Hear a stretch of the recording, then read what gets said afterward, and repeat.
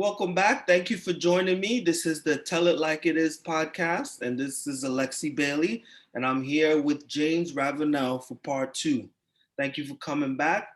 Part one, we talked a lot about where we are and how we see things, and what I'm focused on is solution minded. So, what I really, if you ask me, what would my end goal be, James? It would be for one person to see this and say to a friend, look at what they're talking about. This is what we talked about. This is people we can partner with to do X, Y, and Z.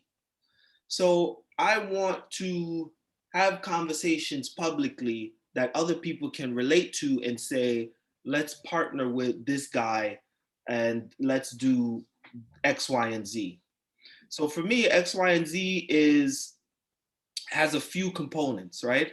It has to have an economical component, right? So it would look like a business, right? A business that's not gonna just make money for me and them, but a business that can be a community resource and a business that other people can say, oh, I see what you guys are doing. Let's invest in that. Let's grow this. So in the end, we can now have a space where we can have people putting money, growing a community resource, and having it being beneficial to the larger community. So the platform is to raise not awareness, but to have people, like-minded people, saying, I want to be a part of that. Let's do this thing together. So little by little, I try to speak my heart and have people who I think are like-minded speak their heart, because it's amazing to me how many people are all on the same page, and how many people are, like you're saying, you want to speak to your mentees and help them. And I do think that, every little bit helps. But I think we need some big steps, right? Um, Magic Johnson partnered with AMC and did his movie theaters. So big stuff like that, putting movie theaters in the community is a perfect example of something that I would say I did that. But in the end, I would like to be able to say, like, listen, 10 years later, I made $10 billion. I'm going to take that $10 billion and start a university. Not so I can say, oh, Alexi is now $10 billion richer and you guys got a movie theater.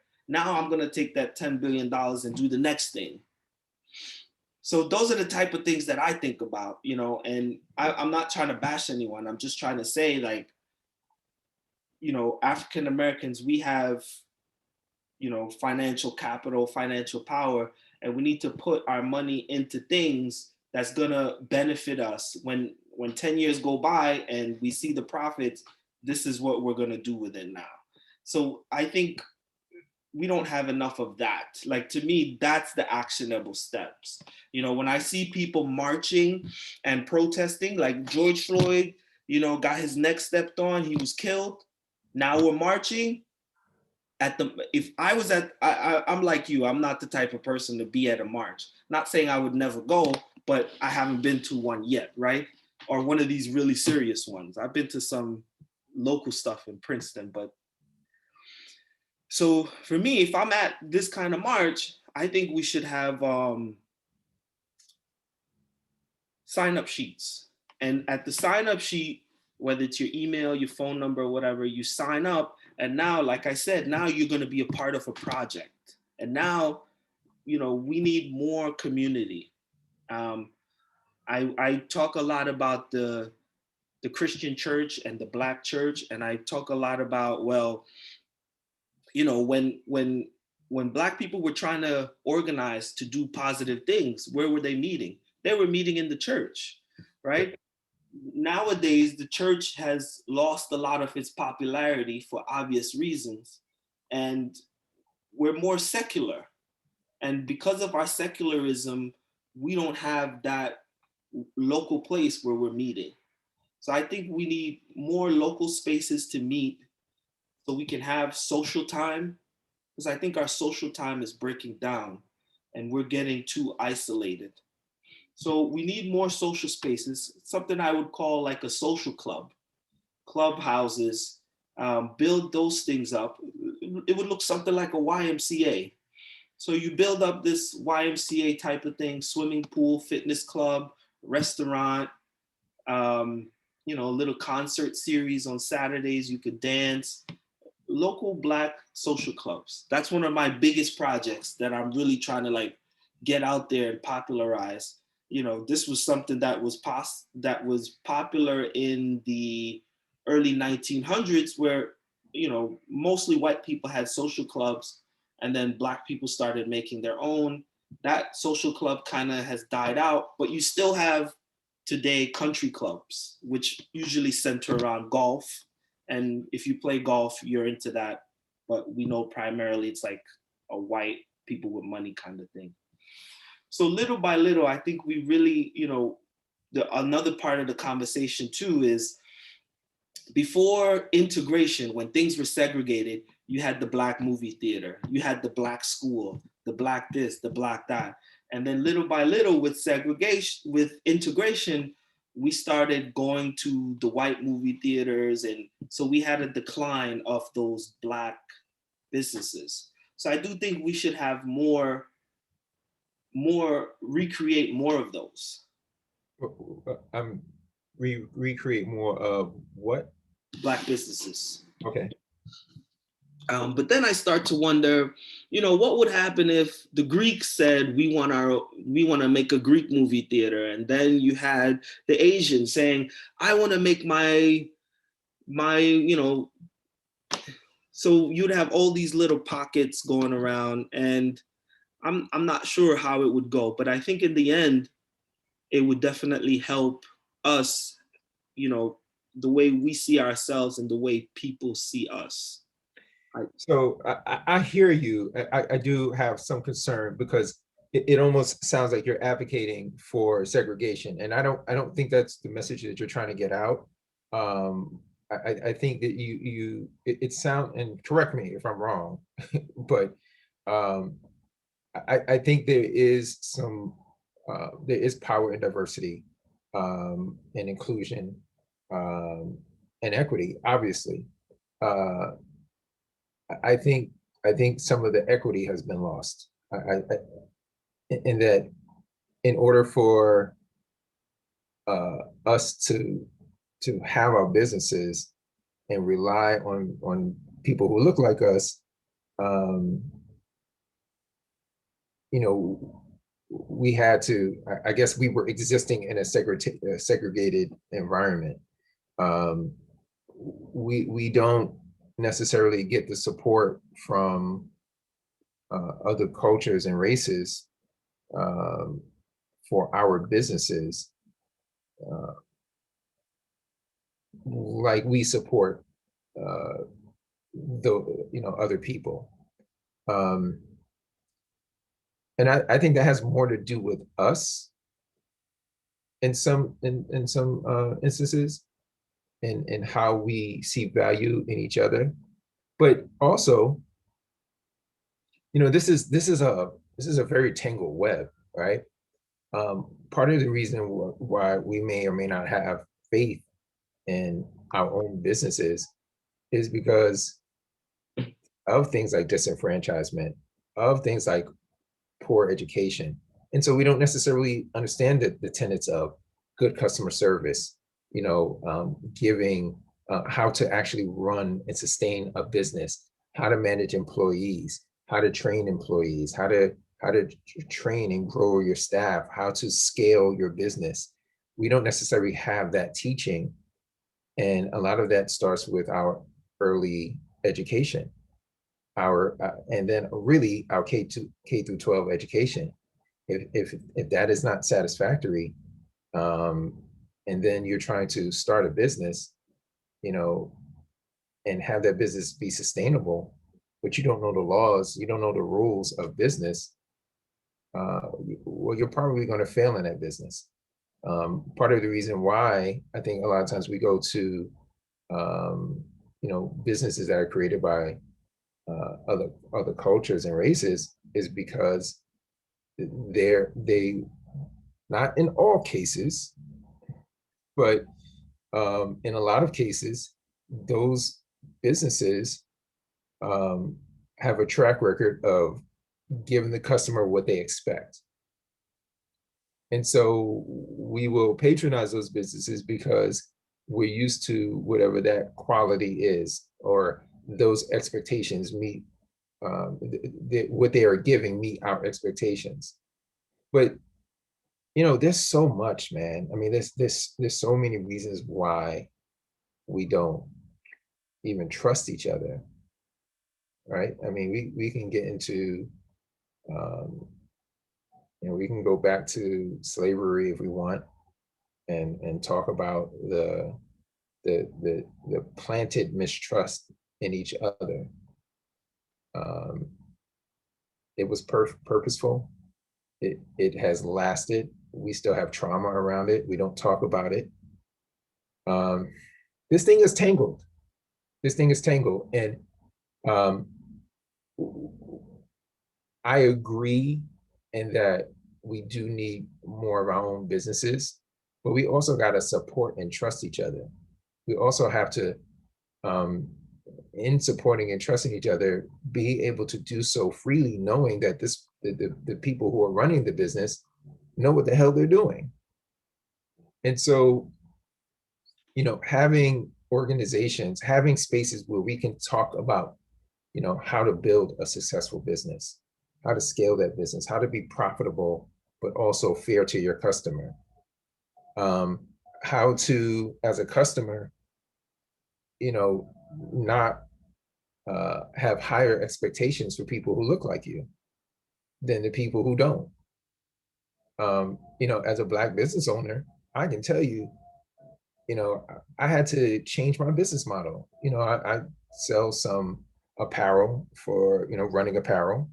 And when I was doing direct sales, meaning I was creating a product, receiving phone calls, and people place their order, then I would go and package and ship and send it out. You know this business model very well. People always asking, well, can I get a hookup? Can I get a discount? I'm like, no. And you don't want to be rude, right? Because you understand that everybody wants a deal, but what they don't see, because no one has ever really, a lot of times no one has taught us all of the things that they don't see in the cost of providing a product to them. They don't see the taxes you got to pay. They don't see the cost of doing business. They don't see the time that it costs you to design whatever it is, whatever apparel it is. They don't see all of it. They're like, all they see is the end product. And so there's no one in the community going to them and saying, hey, when we ask you to support Black business, and that business has set their price, this is why they've set their price this way. Because after your product is paid for, they still got to pay for taxes. They still got to have healthcare. They still got to pay the employees. They still got to pay, right? All of these little things that we're oblivious to because we're not taught that. We're not taught how to really run a business. So if we're not taught how to run a business, we don't know what a business owner is experiencing when they're just trying to sell us a product so that they can, be profitable and happy as well. So when I changed my business model to e-commerce, all of those questions stopped, because you either will pay the price or you will not pay the price. You will either put the item in the shopping cart or you will not put it in the shopping cart. But I had to change the model because I understood that there was an inherent distrust of me, and it isn't personal. It's ingrained. Right. Right. And so I had to figure out a way to kind of break that chain. As a photographer, I used to do weddings, and I would already come in and give a friends and family discount. And do you know, people would still try to negotiate me to a lower rate.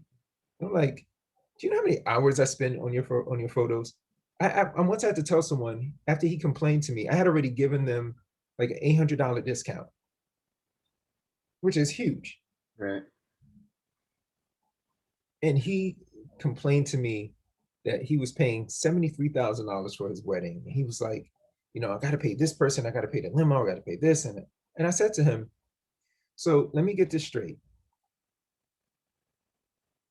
You are paying all of this money to all of these people. I have already given you a 25% discount. And the one person in charge of capturing the memories from your special day, the one person, me, that is responsible for that, that's the person that you want to shortchange? And he looked at me and he thought about it. And he was like, damn, I didn't even think about it like that. And I said, listen, this isn't magic. I'm not just clicking a camera and sending it to you. You're paying me for my years of experience, for my eye, my artistry. I have to spend 10 hours with you today, and then probably another 20 hours of processing your images with the skills that I have acquired over the last 7 years at that time. Mhm. I said, I need you to understand that I'm not just a guy with a camera. I'm a business. I have to pay taxes. I have to pay for healthcare, health insurance. I have to pay for liability insurance. But we don't know these things Right. because in our communities, these are not things that come up because we're not used to owning. We're not used to having businesses. So we don't talk about what it means to run a business. So when our kids are young and they don't hear this language, it's foreign to them. So when they call you and they say, hey, can you give me a hookup?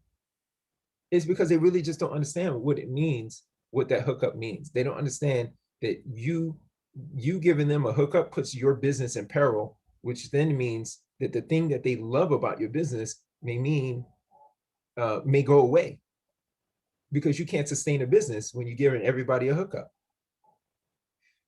Yeah, I've definitely experienced a We got lot to of talk about these things. The centers that you're talking about, these clubs, we absolutely do need more of that, but we need it so that we can educate in part. There's networking, there's education, there's so many things that can be a benefit of the idea that you have. Yeah, there's a lot to these things. Um, yeah, definitely where we are right now. Um, moving forward, that's all that I think about, and these kinds of things. Tell us a little bit about the running group. So I created, co-founded the Black Runners Connection. It's a Facebook group. We have now we have about 8,000 members. It started as just an idea of, bringing runners together when, we attended different races. Devon Cully, and he came aboard the group, very early on, and he and I together have really built this organization, this group, really organically. we, we bring people into the group who are really interested in running. We don't accept everyone that tries to join. We look for people, like we have like some questions that we ask you when you join, and our theory is that if you will take the time to answer the questions, you will also likely take the time to interact with the group. And we've seen, out of the 8,000, our monthly interactions are about 6,900 people, which is, huge. That we have people who What's your goal with the group now? Our goal has always been the same. We are, looking to bring more Blacks into the sport of distance running. Um, there are so many health benefits to it. You know it, you as a distance runner yourself. so many health benefits, life benefits, so many lessons and that you can learn about yourself and your discipline and realizing that the correlation between the work you put in and the results that you get out. So we want to continue to bring more people to our sport. The sport has it's so interesting because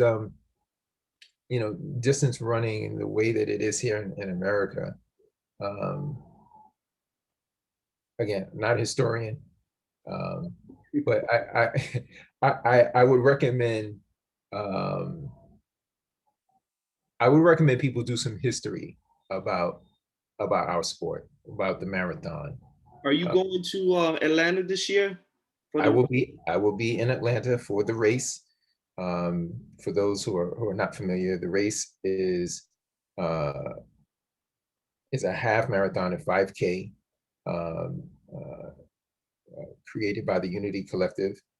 Um, their website is theraceuc.com.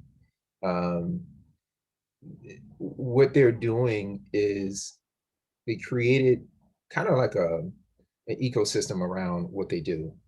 Uh, they are having a race that is for us, by us, um, and just like with Black Runners Connection, I want to say that we are not exclusive, so we do not exclude others.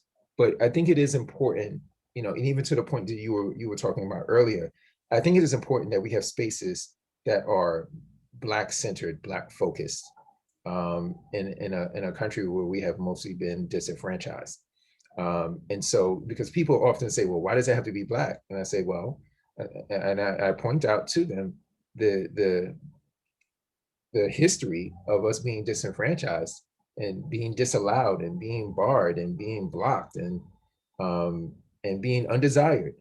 There is necessary a space, even still, um, for us to show that we are here, that we matter, um, if not to others, but to ourselves, and that this is a thing that we do. People, I remember my grandfather used to always joke around.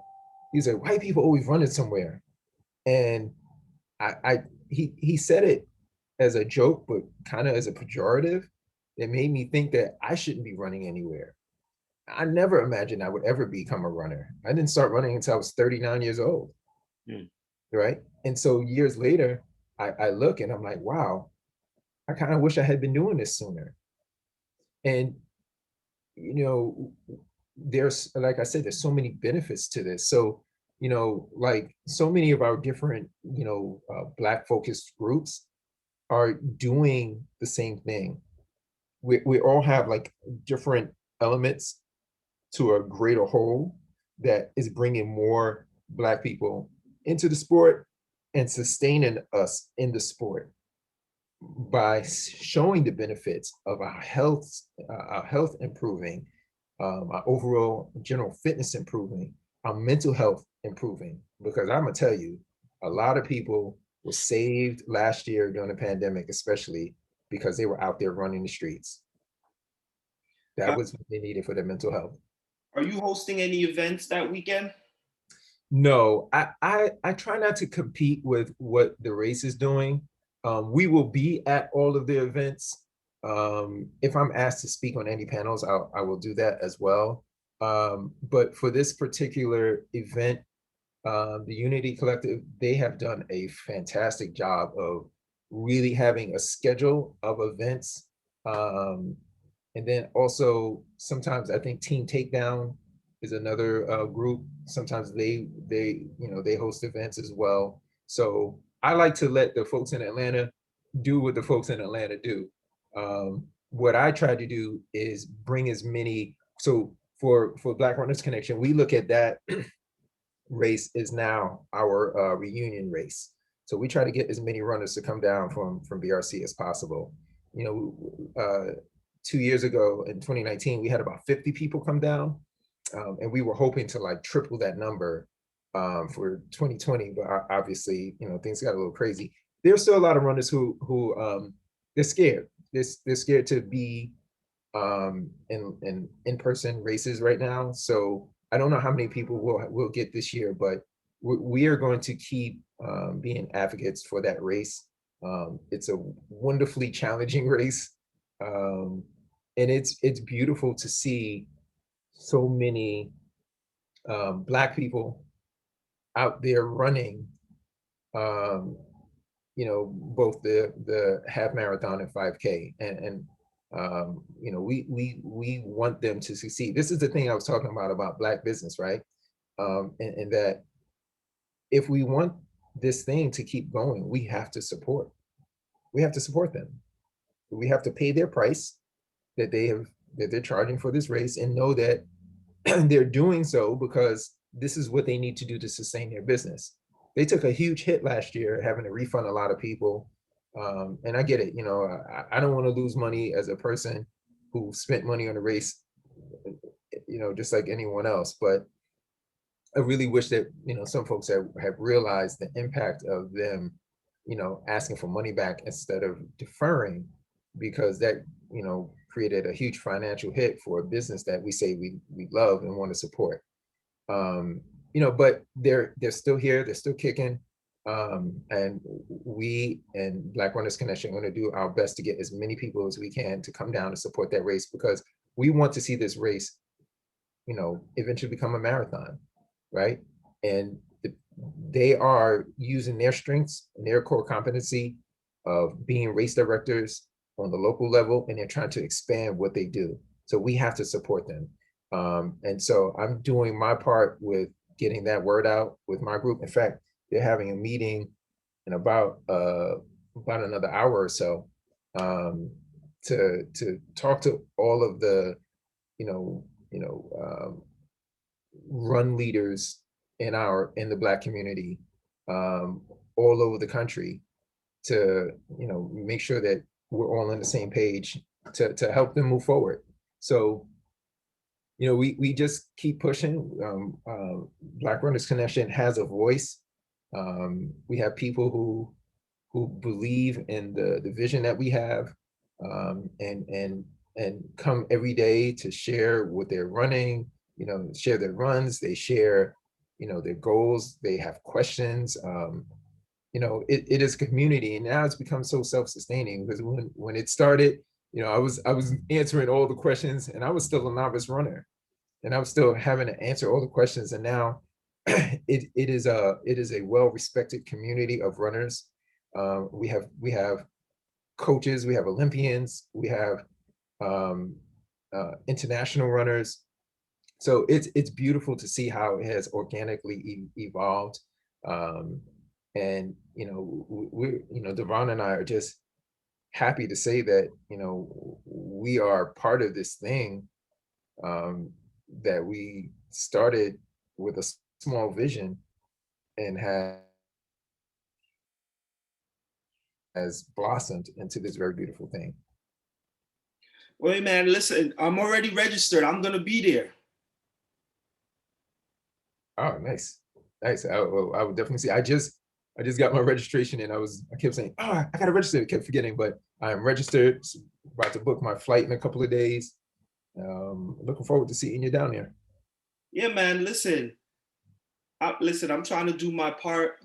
I'm trying to, help as much as possible, trying to get the word out, get conversations going, get people activated, get I try to use my platform to highlight Black businesses and Black ideas, Black entrepreneurship, Black leadership. I'm all about that growth and unity and healing, and like trying to figure out this thing here, man. I always say this, that like, you know, we've been dealing with these problems long before the 60s. And it's crazy to me that 60 years later, we're still dealing with them. And I'd hate to be on my deathbed and to feel like we're still in the same pot. So I'm really hoping that we can really chip away at this thing, have some people take identity seriously, take America seriously, and really trying to get us into a better place. when we say unity, unity is like a big pot of little unities, right? When people align around a thing that's important to them, um, if it also is a thing that is positive for us, um, we just gotta take those gains and talk and be intentional, right? Be intentional about putting that in the pot, um, because again, we're not a monolith. We all have things that matter to us, and so we all just gotta we gotta do our part. We got to do our part. We have to be intentional. We have to set goals. We have to set milestones along the way to reaching those goals that make sense. Um, we got to hold each other accountable. We have to respect each other. We have to love each other. Um, and also in respecting each other, you know, disagree agreeably, um, understanding that we're going to see things differently, but it doesn't mean that that should stop the show. Like this so words are powerful, and I think sometimes um, we kind of minimize what a thing means because it's easier if everybody can understand it across the board, but there's more work that has to be done. There's levels that we can start to break it down and get tangible results from it, right? But we gotta do something. Doing nothing ain't gonna get us nowhere, right? But putting in the time, the work, understanding that it's not gonna be easy, but it will be worth it. Those are the things that we gotta keep being mindful of. James, with that said, I really appreciate having you on today. Thank you so much. Thank you for taking the time, and hopefully you'll be able to join me again as we have more conversations and more building. And I'm definitely looking forward to seeing you in Atlanta. Hopefully I'll see you before then. And thank you. Any final words?